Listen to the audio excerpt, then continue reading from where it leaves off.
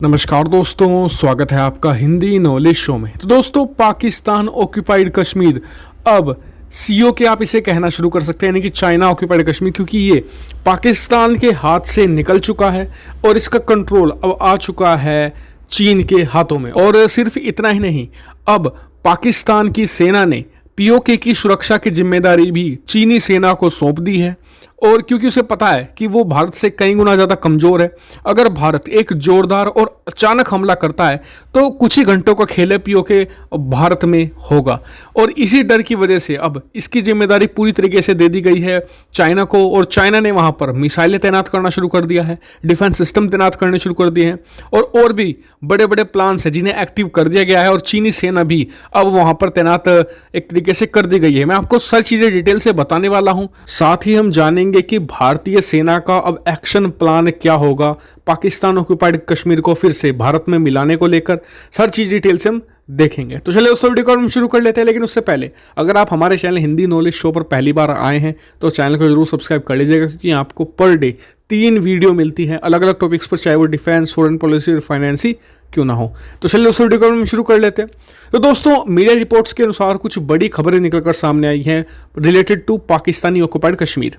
खबरें ये हैं कि पाकिस्तान ने भारतीय सेना और भारतीय सेना के आक्रामक रवैये से डरकर अब जो पीओके है उसकी जिम्मेदारी सौंपनी शुरू कर दी है चाइना को, और चाइना ने भी अपना काम शुरू कर दिया है पीओके को सिक्योर करने के लिए। जी हाँ, दरअसल हो रहा क्या है कि पाकिस्तान ने अब इनवाइट किया है चाइनीज़ एयरफोर्स को भी कि वो हमारे जो मतलब कि जो पाकिस्तान के सैन्य बेस हैं उन्हें इस्तेमाल कर सकेंगे। आने वाले समय में अगर युद्ध होता है तो इन्हें भी एक्टिव कर दिया जाएगा और इन्हें एक्सेस कर सकेगी चाइनीज़ एयरफोर्स। साथ ही इसके बदले में चाइनीज़ एयरफोर्स पाकिस्तान के लिए पाकिस्तानी ऑक्यूपाइड कश्मीर में बहुत सारे डिफेंस सिस्टम तैनात करना शुरू कर चुकी है। इसके लिए सैटेलाइट इमेज भी लीक्स हुई हैं। और पाकिस्तानी ऑक्यूपाइड कश्मीर में जितने भी मिलिट्री बेसिस है पाकिस्तान के, वहाँ पर चाइनीज़ फोर्सेस की प्रेजेंस देखी जा सकती है। वहां पर बहुत सारी जो इनपुट आ रही हैं इंटेलिजेंस की, वो ये कहती हैं कि लगभग हर बेस पर चाइनीज सेना के जवान मौजूद है, चाहे वो 10 की संख्या में क्यों ना हो। हर जगह अफसर मिलेंगे, चाहे 2 या 3 अफसर क्यों ना तैनात हो चीनी सेना के, वो आपको मिलेंगे।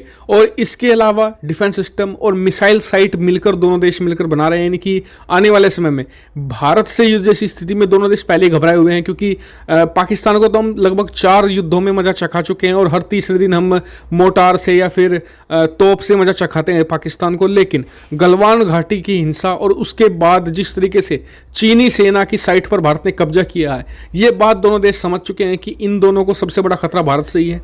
भारतीय सेना वेल ट्रेंड है और भारत के पास दुनिया के सबसे बेहतरीन इक्विपमेंट है। ऐसे में अगर भारत एक ताकतवर और बहुत ही सडन यानी कि अचानक हमला करता है तो दोनों देश संभल भी नहीं पाएंगे। इसलिए दोनों देश मिलकर अब काम कर रहे हैं। हालांकि भारत के लिए कितना खतरनाक है, तो मुझे लगता है कि भारत के लिए कुछ ज़्यादा खतरनाक वाली बात है, क्योंकि भारत करीबन 25 सालों से तैयारी कर रहा है 2 फ्रंट वॉर की। यानी कि हम हमेशा से मानते हैं कि जब भी युद्ध होगी तो यानी 2 तरफा ही होगी। तो उस लिहाज से भारत के लिए कोई चिंता की बात नहीं है। भारत अपनी तैयारी पिछले 25 सालों से लगातार कर रहा है। उल्टा ये भारत के लिए एक अच्छा मोरल बूस्टर भी होगा। कैसे? दरअसल इससे पता चलता है कि चीन और पाकिस्तान के अंदर कितना डर है भारत को लेकर, और इसी डर का इस्तेमाल करके भारत चीन और पाकिस्तान को दबाव में ला सकता है। आपका क्या मानना है इस पर? कमेंट करके जरूर बताएगा। साथ ही चैनल को सब्सक्राइब करना मत भूलिएगा ऐसी बहुत सारी डिफेंस, फॉरेन पॉलिसी और फाइनेंस रिलेटेड वीडियो के लिए। Thank you for watching video.